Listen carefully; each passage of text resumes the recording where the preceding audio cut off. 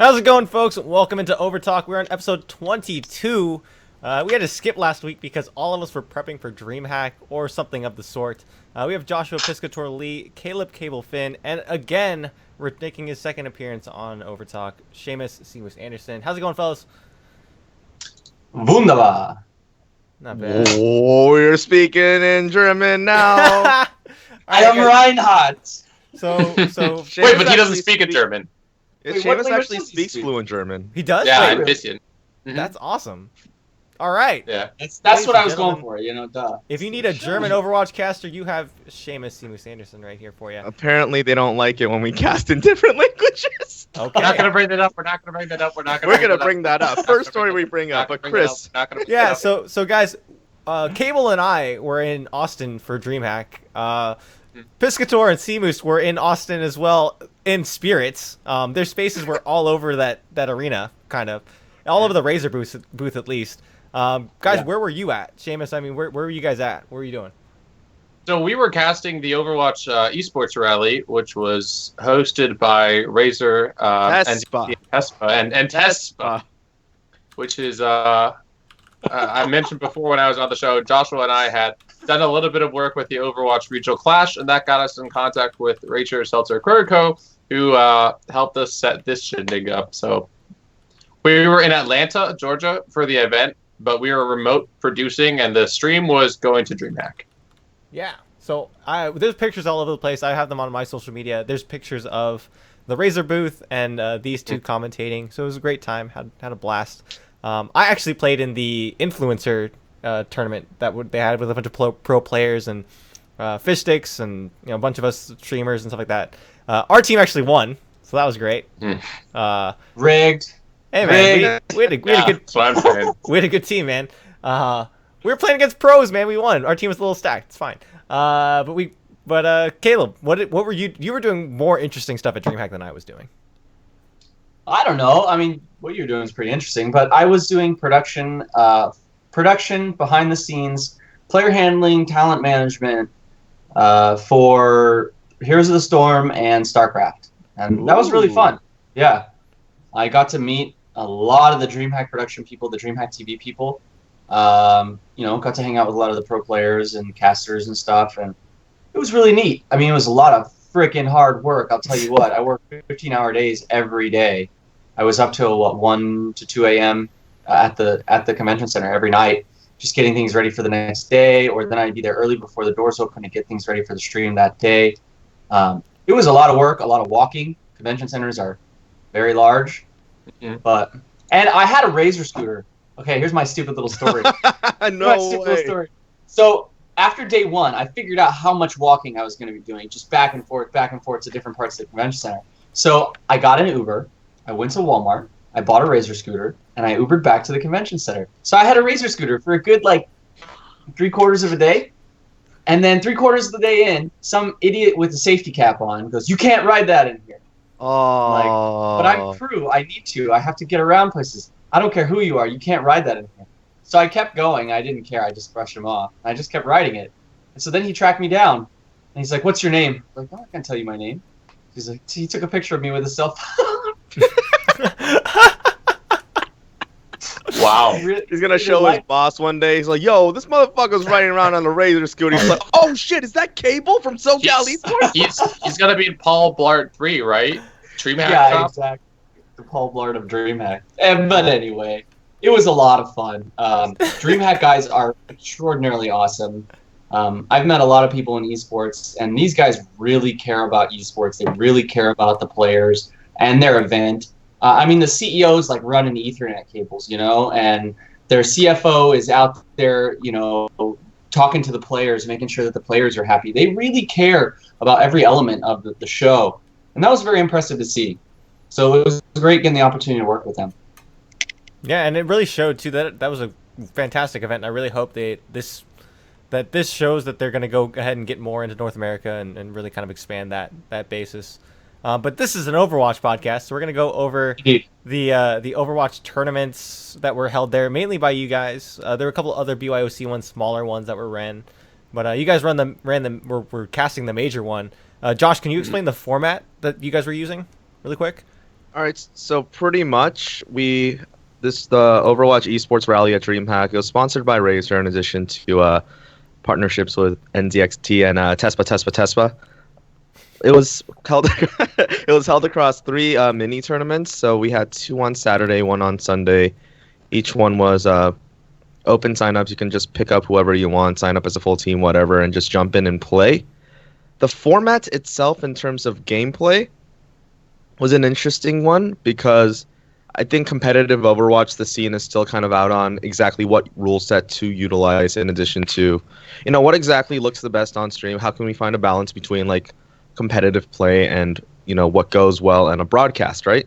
So the system that we came up with for this one was instead of just like stopwatch or just flat out like get the payload to the end conditions on maps like say payload maps.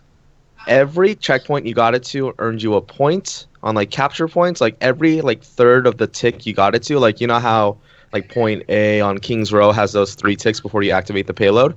Each of those ticks was worth a point, and those points would carry through an entire series, and whoever had the most points at the end of the series was declared the winner. So that's the format we went with. In terms of gameplay, it was really cool. I think there are some adjustments that we are going to make in the future with if we continue to do productions to that kind of format, but it's definitely a very new approach in terms of competitive Overwatch play that we utilized. Yeah, Very interesting. It was really interesting. So when Rachel invited me, myself, Pao, and a couple of others to come play in the event on Friday. Oh yeah, that was a show match. Yeah, we didn't really know what the format was, and so when she told us, it was a little strange. I've never seen an Overwatch tournament run like that. Yeah, I think it was the first tournament ever to have that sort of a point system. Mm-hmm. How did Who it came work up out, with that? guys? Yeah, who came up with that? Who came up with that, and how did it work? Don't think we can say who came up with it. Got it. So I think we can at So this point. I know I think who came at up that with point it. you'd know who came up with it. Yeah, I know who came up with it then. It was a recommendation, though, by a couple of staff members to us, and we sort of are making it our own and running with it. Tespa. Sure. Yes to everything, I guess. Elementary, my dear Watson. President Barack Obama was telling us that he's excited about the Overwatch esports scene, so he told us this is the format you should use.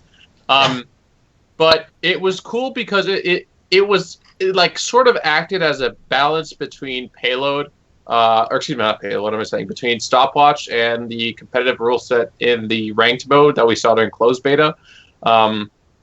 And I'm assuming that anyone listening to this is kind of familiar with the differences between the two. But it was awesome. For example, in the last series of the day, we had a match go to like 10 points to 9 points, and it was a really, really close series. And it was cool, especially for us casters, because we could be like, oh my god, like this is really, really close. If these guys can get it 5 more feet forward, then they can tie it up when we go to like a sudden death round. Sure. What? So, and also the important thing to mention too is that you guys were using a hero limit, which I think most kind of respectable events are starting to do. If I remember correctly, like any kind of big name. Is there any big name tournament that hasn't used hero limit so far? Seamus, you can go ahead. Or were you asking are there any tournaments that haven't used hero? Well, limit so far? like kind of big, worth their while, kind of competitive scene tournaments, like not just your average everyday ones. I think a lot of folks are realizing that hero limits make the game easier to balance and watch. Yeah. Right. Which I think that's sort of not a universal opinion, but I think a lot of people agree with that. Now the question is that benefit worth the weight of losing the potential to use like different crazy strategies where you have multiple of the same hero? And as of right now, I think a lot of people are leaning towards yes. It does make it so much easier to balance and to enjoy as a spectator, and it's better to have hero limits. But I feel like that might change in the future. Sure. I mean, I think it comes with just a better spectator client, honestly, but just depends. Mm-hmm. Yeah, in talking to a number of people when I was at DreamHack, I got to talk to a lot of observers for Heroes, for StarCraft, for other games who, that's all they do for the tournament is they sit back there and observe. And I was talking to them about Overwatch, and a number of them definitely expressed concern over the spectator client in-game. They also expressed concern over exactly what you guys are saying, the hero limits, a watchability for a spectator, and how easy it is to just kind of get into the game and be interested in it. And most of them were saying that they believe hero limits are desirable. I still, my heart of hearts, thinks that at the end, like once we figure everything out, once everything stabilizes, I think we should be able to do without hero limits. But it may be a necessary kind of stepping stone for the beginning. Mhm. Yeah. Well, I think, Cable, to your point, like, I think hero limits are kind of necessary because, especially coming from like a MOBA background, if you could just pick, because right now the comps we're seeing are what, like 2 Winstons, 2 Lucios, 2 Reapers, if I remember. Like the occasional like soldier sprinkled in, but those are pretty standard, I feel like. Yeah, and so like then you get really kind of easy comps to play. Like no one else is gonna play different comps, right? Like if heroes are just so strong, then why not run 2 of them, right? Mhm. So Right. were you doing a limit of 1 hero per game? Mhm. Per team. Per team? Per team. Okay. Yeah, and and how did like the players seem to respond to that? I feel like we didn't get much response from the players just because we weren't there and weren't able to talk to them. The tournament that Josh and I have casted for the past few weeks, the ORC, though, had a hero limit that was enforced. And, like, I definitely feel like I really agree with you, Cable. In my heart of hearts, I wish we could sort of go with, almost cheese-like strats where you run 3 Winstons on this point of checkpoint C or whatever just to get that payload 5 inches closer so you win the game. Because that's really, really cool. Yeah.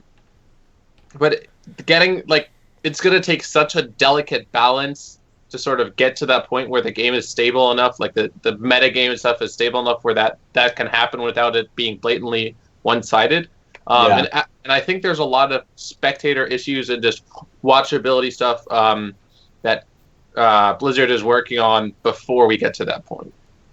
That makes sense. So, yeah, to sort of answer your question, like, we weren't able to talk to the players, but I think most players I've encountered, at the very least, realize it's sort of a necessary evil right now. Yeah, and from what... How about hero switches? What are your guys' rules on that? do whatever you want as long as yeah. you keep 1 hero to a team. And Yep. I think just keeping that is what makes Overwatch so special compared to something like a MOBA where you lock in LeBlanc, you're playing LeBlanc all game long, you know?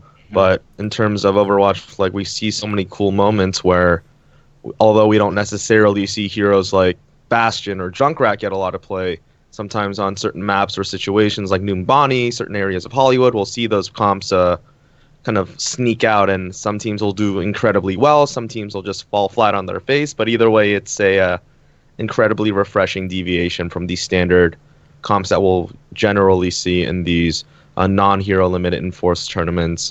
Until we get to a state where the game is easier to watch and more intuitive to follow as a spectator, I think that hero limits are an absolute necessity. I know that this isn't the overwhelming opinion of those over at Blizzard, but at the same time, I think as more people begin to work on these projects, as soon as you get your hands on whether you cast it, you produce something, you're like, all right, it's way too freaking hard to follow 3 tracers on one team. It becomes like impossible to like create a cast, a narrative, a production where you just have like 3 chicks zipping around all over the place. Yeah, it's not just because Blizzard says, comes up with their way doesn't mean that that's what the competitive scene will latch onto. We've seen that multiple times with their other games. So, we don't limit ourselves to what Blizzard says, I guess. Yeah, and Caleb, to the point that Josh and Seamus are making earlier, that most of the players that I talked to or like were in the event with at DreamHack just kind of assumed that there's 1 hero limit. I don't think anyone really asked. They just kind of assumed that was the case. I feel like that's a natural assumption of any like first time or early player of the game, is that you should only be able to, right? Because they're like, oh, that only makes sense. You should only have 1 of each character on a team, right? Well, Caleb, even with the people even with my event, which was the influencer event with like streamers and stuff like that, we all kind of assumed that it was 1 hero limit. Yeah. So I mean, that could be sort of a telling thing of where the standard deviation's going. Yeah. I think it's a conversation that should definitely extend for the life of the game. Like, I don't think that will ever convince 100% of the population to have either one or the other. But I definitely do think that most people not only is it kind of intuitive, but most people agree that it's required because it lets the devs, for example, focus on so many other things other than like whether or not just for spectatability, for example. Like Josh said, if there were 2 tracers on each side, which has happened a decent amount in competitive, especially the last few weeks of closed beta, that is so hard to follow. No, I agree. Step it up, Seamus. Come on. But I'm out. I No, quit. it happened to, like, not to call Josh out or anything, but it's just like the same thing happens because again, Overwatch is super hard to follow. If you're like, it's so fast paced, it's so quick that it's hard to follow, especially with the observer and client, the spectator client we have now. So like Josh, I was watching the client back for that final game. I think I hit a Lucio ulti, and Josh called it as the opposing Lucio ulti. And again, it's not a mistake of his. It's just we're right next to each other, so it's hard to know which one's which in the moment. You know what I'm saying? Uh-huh. Like it was confusing. They're on opposite teams too. Like I was watching it back at the office. I'm like, oh shit, I just completely miscalled that. Yeah, And then it's frantic when you're looking at something like that, and it's hard to call. Yeah. Or Josh has to That step makes it up. Yeah, clearly. No, it's so tricky. Like there needs to be a better way to discern. But I'm really confident that Blizzard's going to implement more things, especially as their internal staff takes more and more look at upcoming tournaments and stuff. I know Esports Arena is going to be running the Dolby one, the 10K at the end of the month. The like Fish Sticks, Joshy, people like that running it, and I don't believe they're running a hero limit. I didn't see it in their rule sets. If that I have is to the look more into case, that tournament. I just saw it was barely announced. yeah, That's if that is interesting. the case, it's going to be really, really interesting to watch. And yeah, I'm kind of curious what the metagame will be like then. Because I feel like there will be some balance changes when the game launches, but Yeah, I mean, well, let's kind of talk about that a little bit because open beta, Yeah. first week in open beta, all of us Mhm. were a little busy, but I mean, I'm sure we all got kind of maybe 1 or 2 games in. What was that like playing with now instead of the couple thousand that we had, now opening up the floodgates a little bit and seeing what everyone's doing with it? Bastion's so OP, man. Oh my god! I God. hate Bastion. Can you take him out of the game, please? Please, I hate him. I don't know where that people just don't understand. Like I think all of us have played the game since before Bastion got reworked. For those of you watching who don't know what he was like, he used to have like a fucking 205. I don't know how many. Like it's like 1,000 health shield. The number just keeps getting bigger every single time. It was just impossible to break through. The dude had a Reinhardt shield in front of him. He could shoot through, repair himself and stuff. And that he was also used to have 600 health. Yeah, In the current mode. In the reworked mode, he had 600 health for free. And yes, you could get behind him and he did triple damage if you hit core. But he had But he would just 360. turn around and kill you, yeah. Like Oh. you guys whining about Bastion now have no right to do so. Like you don't know, man. Like No, you it's guys fine. just like embrace the darkness. Like we were born in the darkness. yeah, it's really bad. But yeah, like people, I don't know, people. I didn't expect Bastion to get the hate from the public that hadn't played before. I expected more of so to come from like Tracer? Reaper, like Reaper, or like easy like Reaper, or maybe even Genji. Like Genji, yeah. Yeah. Like those seem more irritating to me. Well, the game weren't Although- good heroes anyway. And okay, Reaper's not that hard for Genji specifically. What's up? What do you say? Sorry, my Skype's lagging a little bit. Ooh, Yeah, mine too. all right. I think we're okay. We stable. Yeah. Okay. We're stable. One of us is Cable. That was so bad. All right. Seamus, go again. What was it? Oh, I was just saying, I especially Genji, but also to a certain extent, Reaper, he's not super easy, whereas Bastion is literally the most brain-dead hero in the game. Like, you just I would plop down. say Mercy's pretty brain dead too. No. he also Bastion, doesn't you have make a potential to do commitment 3,000 to damage sit off down. of one magazine. Yeah. Which is why Yeah. I think, like, it's the skill ceiling versus skill floor. Bastion has, like, the lowest skill floor, and people were like, oh, OP. Yeah, I mean, it's the same thing we saw in the beta, and that everybody got really irritated with dealing with Bastion, and then they figured out counters, and then nobody plays Bastion anymore. Right. So it's gonna happen, and even when release happens again, and everybody gets the game, it's gonna happen. People are gonna cry about XYZ characters. Blizzard just needs to hold their tongue and hold their position for a good solid month or 2 months. Let things pan out, let things even out, and don't overreact to any one amount of feedback. And then just let things play themselves out. Sure. I would say too, like I've been seeing a lot more Widowmaker than I've ever seen before in my entire life playing Overwatch. Dooms love snipers, dude.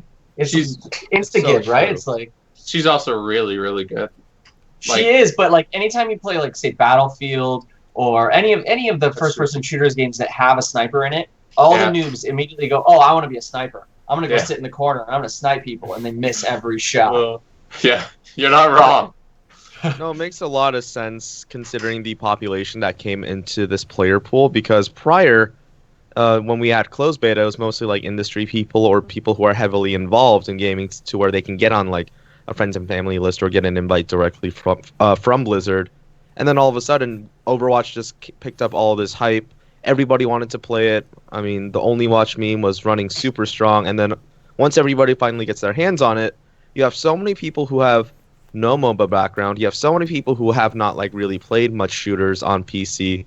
In addition, there are just no real good respawn shooters on PC that are heavily played. I can't think of a single one. Quake back in the day, Unreal back in the day. Like as of recent shit, like there's just nothing out there. So a lot of people, unless you have a background in like respawn shooters and MOBA and like these class-based type of games, like you're just completely lost on how to react to things, which is why I think Bastion was so complained about, because people are like, man, Bastion killed me. He must be OP, instead of, man, Bastion killed me. What could he possibly be countered with? Because all of us have like a League of Legends background, right? So we immediately start thinking of counters. All right, he's immobile. We can get him through mobility. We can get him through like burst or like range or like being sneaky, things like that. But everybody else isn't used to thinking like that. So I think that's why the whole meme of Bastion being OP really emerged. Mm-hmm. Yeah. I will say though, on the topic of the memes, I don't know about you guys, but on Twitter I've seen so many funny macros. Like there's one specifically where it's like play of the game. This Bastion who did nothing and sat in place for 30 minutes but killed 3 people and got the play of the game. the memes from Overwatch so far have been top notch. Keep them coming, guys. Yeah. Did you see the GIF today of people asking for Bastion nerfs and Blizzard giving the same response every time? Yeah, No, yeah. Let me find that. But keep talking. It's really funny. Okay. There's also a popular YouTube video about the Torbjorn. You guys play the game while like ragdoll falling off the map. Quick thing, I mean, guys. just So, the did anyone GIF get a speaks. chance? Yeah, go ahead. Did anyone get a chance to play on console this weekend? Mm-mm. No. I played 2 games on console.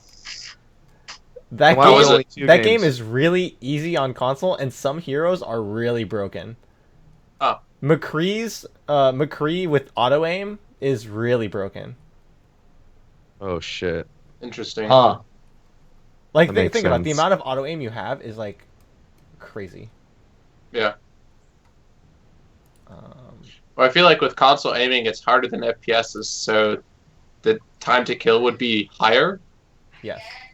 and You so would think you could that. just charge your ults easier and stuff.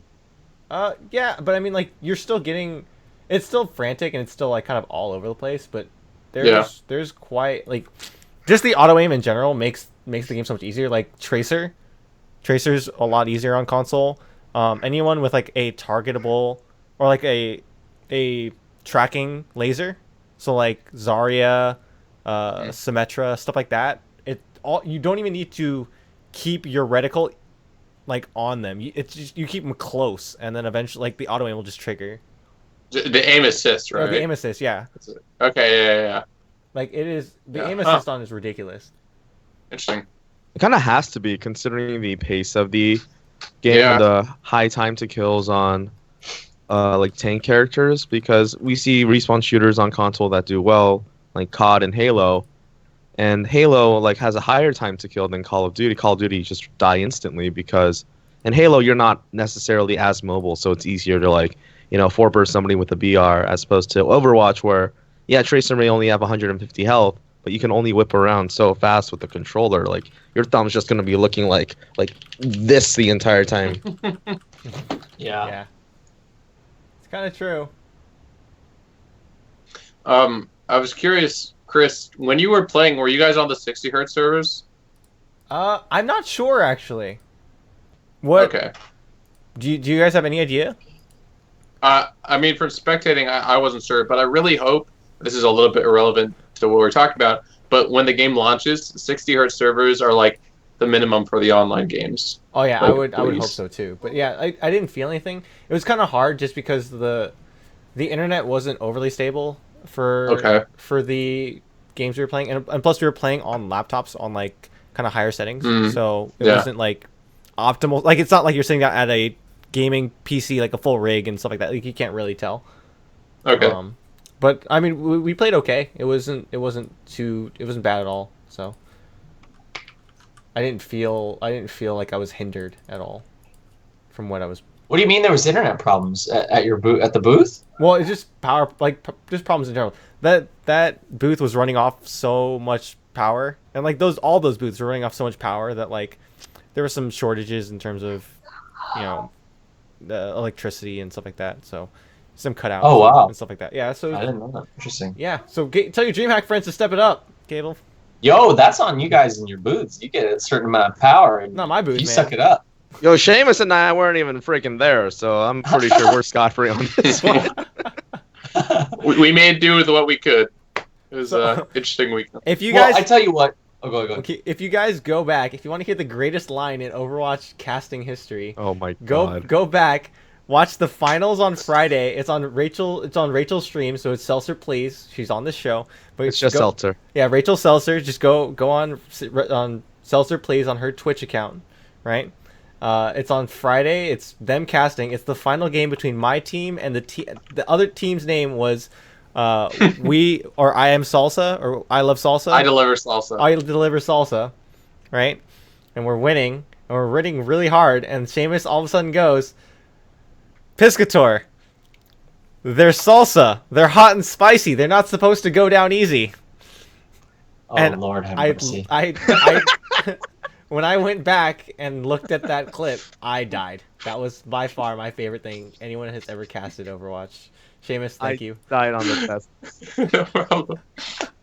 That entire game was just us memeing about Mexican condiments and stuff. It was just like, Yeah. because I don't know what happened. I think they're like, yeah, have fun with it. Those were the notes that Rachel and people gave us. They're like, yeah, have fun with it. And then we just went. We went full- off sometimes. full We monster. crossed the line sometimes. Yeah, there's Like, some great we- sound clips in there. It's great. Yeah, we joked about like how easy it is to cast in Korean, and eventually I just started casting in Korean. And I tried to join him, much to my chagrin. I don't actually speak Korean, so I just sound like a cringeworthy dick. It just sounded incredible. Like I thought it was hilarious, but apparently to a lot of people it just sounded incredibly racist. Because I'm like speaking, oh, kunnilassamnida, oh, takeja, like I'm actually speaking Korean, Yeah. and Seamus is like, oh, like Winston. I thought it was hilarious, but And if anyone Rachel's wants like, to, yeah, guys, you can go to a 10. Like you guys were at like a 2 out of 10 with the salsa stuff, and then apparently they're like, all right, maybe a little too Like, far. never again am I going close to a 10, ever again.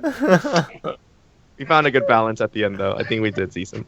Yeah. I mean, to be fair, like, you guys have all done casting before, right? There was a Yeah. lot of time for banter, because, Chris, you can definitely attest to, like, there was a lot of times when people weren't set up and stuff, and we had to banter for, like, 20 minutes. So we talked about some weird shit. Yeah, no, Like- I went back and I watched my VOD or just the VODs I played in, and yeah, there were times where we got smashed a couple times, and then we smashed a couple. Like none of our games were You sure? particularly close, so like they were pretty boring from a casting perspective. Mhm. Um, Yeah, So I mean- yeah, when it's boring, you can't really cast the one team like, oh, they're stomping them for the 8th team fight in a row. It's like, all right, I guess we're talking about something else because this team is garbage and the other team is just like taking a poop on them. Right. All right, guys. So Yeah. I've pulled up this GIF now. Okay. I'm gonna put it on stream, but everyone else needs to click the link that I linked into the Skype chat, and you can go ahead. Oh my god. That is great. Yeah. It's so true. This really speaks to just This how is- simple of a This solution is my it is. favorite. This is my favorite GIF, and it is Blizzard. It is Blizzard Overwatch support going and doing their job. Cable, you just got back, so click the Skype link. I have it running in chat right now, so everyone can see it. That is awesome. We'd Yeah. recommend you try it. Really, that's really the only Perfect. answer. I mean, No, those it's are- perfect though. They should This stay is great. consistent with it. Why do they need to post anything else? Sure. To be fair, I did send Josh a clip this morning of a Pharah play of the game with a rocket jump over a bastion. It's fantastic. Nice. Yeah, honestly, there's some great play of the games out there. So guys, we're finally I'm done surprised they don't recommend Pharah for countering Bastion though. Pharah's in my opinion, the hardest counter to Bastion because all you gotta do is just like you go over the wall, shoot, over the wall, shoot, over the wall, shoot, dead. Like that. Yeah. That's what kills me as Bastion most You of the kind time. of Pharah forces you to move. Yeah. But I also think you have to be a good Pharah, and the Bastion just has to be like a crap Bastion, because you're Are pretty you a crap exposed. Bastion? Like, Thanks, buddy. what'd you say? I said, thanks, buddy. Unintentional shots. No, I meant like you have to be a good Pharah. Like Cable is a good Pharah, and No, you you probably just have to missed be it. playing. He said that always kills me when I'm Bastion.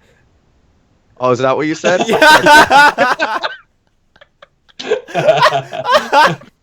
Oh man. You hear that? I'm gonna stand by my opinion though, because I feel like you're really exposed as Pharah. I'm just digging myself. No, into it's true. Might as No, well it's just you're take it right. that way. You're right. I mean, it definitely gives up positioning, and I should be able to move after the first shot. Like the second I take the first one, I should get up. And my stupid problem is I end up pressing shift too many times, and I end up moving and staying back, doing this stupid nonsense. Okay. So yeah, I am a bad Bastion. So guys, we're done with the beta. This is the that's final good. open beta. So today's the 11th. So we have 13 days. we have 13 days. We have 2 weeks, pretty much a little under 2 weeks for the game to be released. What do we think? What do we think of the beta experience that Overwatch had over the 6 months? Was it a successful beta? Are they making the switches right? Oh yeah. I mean, do you guys remember all the complaints about only watch and stuff? They're all gone. Yeah. Like all the complaints and controversy, and there's always going to be issues with any major public thing, but all of those are gone. And the subreddit and every other forum I've seen is just littered with posts about like Overwatch withdrawal. Yeah, which is great. I mean, my question is did Blizzard set a good precedent in terms of the way they balance things in the beta, and the way they're going to balance in the future? In think general, it's I think tricky. so. Yeah, yeah, that's totally right, Josh. Go ahead. I was gonna say I think it's tricky to gauge whether or not Blizzard did a good job in terms of balancing, because they explicitly stated that in the beta, since it was a very limited player pool, they were more inclined to make extreme changes. Like one example that I have is when they nerfed Lucio by taking away 25% of his health, going from 200 to 150, and that's like an incredibly extreme nerf that they implemented just to get data really really fast and see exactly how it affects play and stuff. In terms of I don't think Blizzard has any intentions of nerfing or buffing heroes that significantly now that we're going to be in a live state. But in terms of the balanced state that we've reached over 6 months of beta, I think we're actually in a decent spot. Like nobody just stands out as super broken, because I know at the beginning of the game it was like Pharah with a pocket mercy, and then you just kill everybody. And then there was always like release Bastion, release Diva was really, really, really stupid, I think. Sure. And there was like a whole thing There was around. Torbjorn before the nerf, Torbjorn after the Oh, nerf. the turret meta. Yeah, the turret meta was. That was dumb. The turret meta has to be the stupidest thing we went through experience as the beta, right? Bizzle was hilariously happy because he's like, finally, it's my time to shine. I don't have to do anything but hold left click. Oh, Bizzle. Over turret. Over turret. Yeah, that's what it was. What? Okay. I what, will. What is worse, the turret meta or the Mercy Pharah meta? Turret meta by far. Yeah. Mercy Pharah at least has some like skill involved, and you also have these awesome duels between the Mercy Pharah. But that's just my thought. Back when rockets could crit, though, like the very beginning of the closed beta, that was a dark time. Yeah. That was like the So first those- week, man. First week. That was changed within like 4 to 5 days or something Yeah. fast. Which brings me to an interesting point. I did find it curious that Blizzard didn't have any balance changes preceding the open beta and didn't make any throughout the weekend. Yeah. I'm surprised there. I'm thinking they're gonna grab data and then make a change Yeah. before release. I'm assuming so. I'm 99% sure they made some shadow changes though, like unsaid stuff, because there's certain techniques, like I'm talking about like high level weird advanced tech that I didn't think I could do before that I actually was working Oh on my during god! the beta. Here I'm we being go serious. again. This is Here relevant. we go. I'm not even gonna plug it, but Like but, what? Tell me, tell me, actually Seamus. It's now I actually gotta really plug interesting. it. Well, he asked. Tell me, No, Seamus. it's really interesting. Okay, so animation canceling had been discovered on certain heroes before, Yes. but I spent like when I wasn't casting for a tower this weekend, I'd like discovered a whole lot of new cancels. For example, you know when Soldier uses his ultimate and he puts his like finger up to his Yes. visor or whatever, that's like an animation in which you can't do anything. You have to do the animation. You can cancel that and completely remove the animation by using your heal. So what ends up happening is you put down your heal pack, but your ultimate is used. And that's the kind of stuff I tested before open beta happened, and I could never do it before. So either I was really, really bad in closed beta, or they made a couple of like sneaky changes that they never mentioned Maybe to cleanups. sort of like increase the skill cap. But I Yeah. really liked it. I thought there is a lot of things to discover. So Ladies and gentlemen, Overwatch is turning into Smash Brothers Melee with Yes. tons of animation Yes. cancels, and please, soon you can love- wave dash and L Oh, cancel. Yo, have you seen the play or the play the game thing or it's on Overwatch Reddit right now about basically edge guarding with Mercy. What? Yeah. Yeah, can so edge go. guard? Here's a pretty amazing Mercy. No, hold on. I'm getting rid of this. Remember to always keep your Mercy in mind. Here, I'll link it to you guys. Oh instead. my god.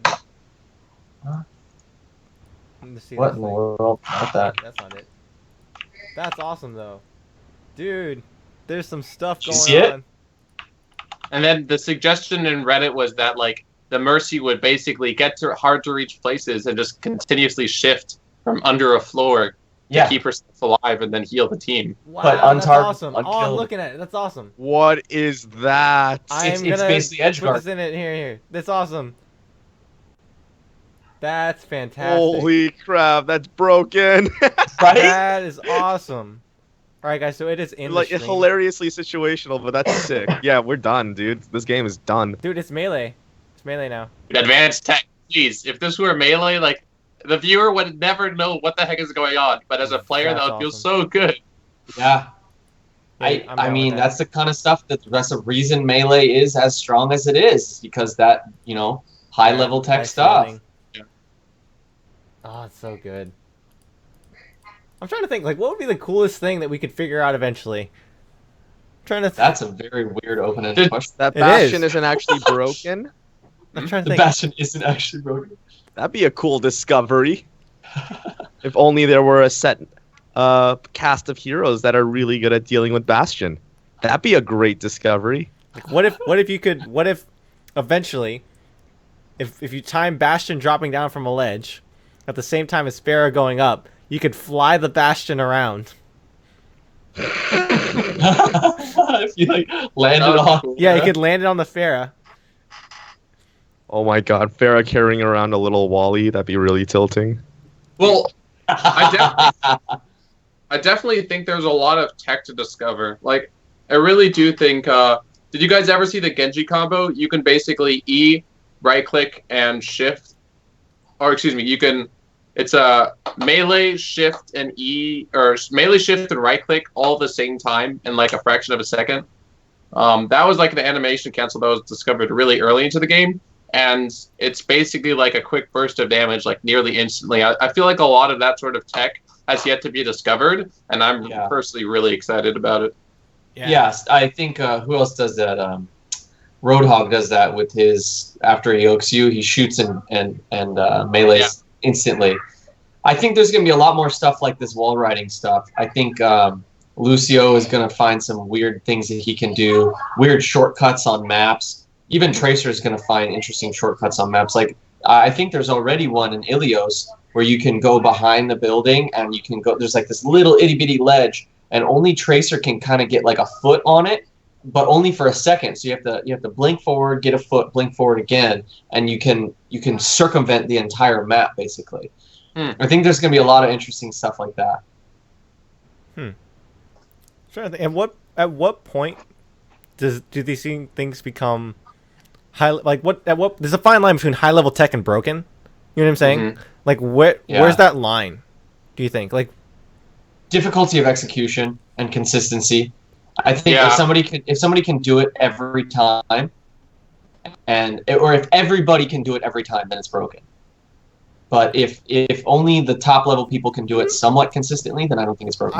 I would disagree with that because like the thing That's is interesting. I would disagree with that just because if everyone can do it every time, then isn't it no longer a special thing? Like then you can Yes, then just exactly. like So if it's super powerful and it's not a special thing anymore, then you should probably take it out of the game. Like, what's the difference between like game breaking and then like just nuance there? Yeah, I guess that's a good that's what I'm question. saying. think, So, like- To add on to Cable, I think I agree with Cable here because the game is we're assuming that these techniques are things that the devs overlooked or did not intentionally put into the game as like, all right, this is a event that happens in the game and we're going to balance around it. The game was balanced assuming that this kind of stuff doesn't happen, but if X event happens all the time in the game where they only balance for A, B, and C, then all of a sudden your entire game balance is thrown off. Therefore, you could possibly define that as being broken. So if everybody can do it all the time, then all of a sudden your intended game state is not what it actually it's not what it currently is. So I think that is in itself pretty game breaking if you have something that wasn't intended that can happen consistently and a large amount of the player population can do it, and that's game well, breaking. I mean, you can make that same argument for Melee too. Like Melee, almost every top player can wave dash or L cancel. Like, and even your casual players can wave dash and L cancel, and that's not built in. Okay, but yeah, but Well, like- Melee's a weird example, dude. Well, it's a weird example, but it increases the skill ceiling on the game because you need to be able to do something quickly. That's like you can appreciate as a spectator. Like I mean, I just linked my GIF of the animation canceling of the ulti just because I think it's like interesting. You get at most like 0.3 seconds there, maybe half a second, but that could really spell the difference between like a one team fight and a lost one. Like that one kill could be the difference between the soldier healing enough to stay alive or it goes down. Because I know before that a lot of pros had talked about you put your bionic field down before you ult, so that way you don't take any damage. Like I don't really feel like if it's not trivial or if it's like trivial to execute, like it's easy to execute, I still feel like it could stay in the game just because if you miss it, like that one time a professional player misses it, he's messed up and like loses a fight as a result. Like that's cool. That's drama. Yeah, exactly. Well, it's the same thing too. Of like well, I was gonna say in football, but like in football, if you're a wide receiver, like you're trained, your basic instinct or your basic job as a wide receiver is to catch a football, right? That's your basic job. If you drop a football, that's a big deal, and like you shouldn't be dropping footballs. And so like it's the same thing of like it's really basic. Everyone should be able to do it. Like but that one time you miss it, like it's huge. It can really mess up your thing. So I completely agree. Same thing for like League of Legends, to use another esport that we're all very familiar with. Before they changed it, at least, if you missed your Alistar combo, oh my god, like it wasn't a hard combo to miss, but if you did, oh my god, Oops. Oops. Yeah, that's such a big mistake. Yeah. It's like Flash Hook for Thresh, like Yellow Star Fnatic. Yeah, I'm still thinking of using that for the show, by the way. But yeah, it was really punishing if you missed for sure. Mm-hmm. But that's cool. But what did Riot do? Yeah, they removed it, which I know why they removed it, but like, yeah, it just kind of feels. Again, and like it's the same thing. Like if Riot changed it, people don't like it. Like if Blizzard changed one of these big things, like how huge is that? And what does that say about Blizzard's thought on the community? You know what I mean? Like is it that? It's the same thing. Yeah, so. If they nerf animation canceling and remove some of this stuff, then I think it'll be like it'll tell us that they want more like the team play to be the focus and stuff. But I would be pretty disappointed because I think having nuanced, mechanical, just like things happen infrequently, but still happen frequently enough that they affect the match is really cool to watch in esports. Yeah, well, my thing is too is especially in Overwatch, the individual plays you make, while they are awesome, and like these little animation cancels you're saying, or like these big mechanical plays, they're not going to have a huge impact on the game every single Right. time you do it, like, because it Right. the gameplay, the modes that they're creating are so team focused that like the moment to moment stuff doesn't really matter too much. I mean, it does, Right. but it has an effect on it. But I mean, like, it's not game breaking at that point, so taking it out doesn't really do anything. Yeah, it doesn't matter 100% of the time. Like, the team with the better strategy will still beat the team with the better micro.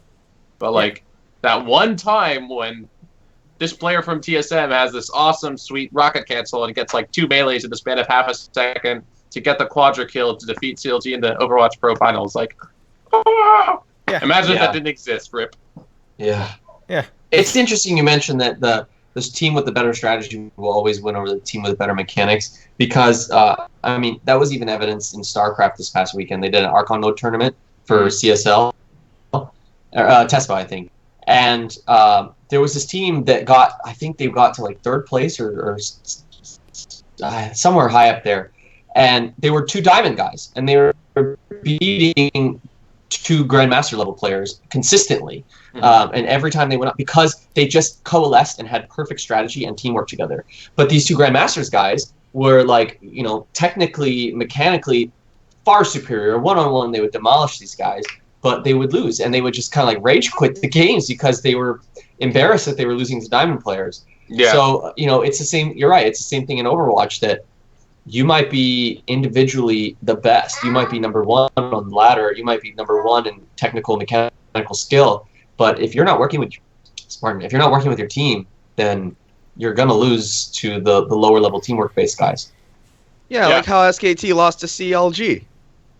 Like honestly, like it's a meme, and I just like to bring it up. But honestly, I think most people would agree. Like individually, in terms of lane matchups, SKT just outmatches CLG by far. No, I mean, and even you Right. can even bring in the TSM CLG thing from North American finals as well. Like, it's the same thing. I'm still tilted about the results of those finals. Yeah, but I mean, it's like, turned out to be a it's the great same MSI thing. story. Yeah. But yeah, I think again, and of course for anyone that wants to complain, we are talking about if these teams are at least at somewhat comparable levels. We're not Right. saying that like your team of scrubs with better strategy could beat a team of pros that aren't using the same amount of strategy. Like, you're gonna lose, Shauna? just mechanically speaking. She's in here playing with these But- Fig Newtons. She's but probably yeah. get herself dirty after you just give her a bath. Yeah, Cable's daughter's playing with Fig Newtons. We got some crazy stuff going on. But any closing half thoughts, of the people in here, half of the people in here have daughters. Yeah, I was That about to didn't- say, half the people in here are dads. Jeez. That didn't mute my mic? I thought I muted. Nah. But I am listening. Now you have to share with everyone. You have to send the Fig Newtons around. yeah, Fig Newtons. yeah. Send them to the Caleb's internet. daughter is adorable. We already is. have a bunch of little Asian babies around, so Chris, you didn't make anything special, dude. Aw, Wow. sad. Wah wah Yep. wah. I'm just All right, guys. Any closing thoughts before we end this out? Before we move on to the next day.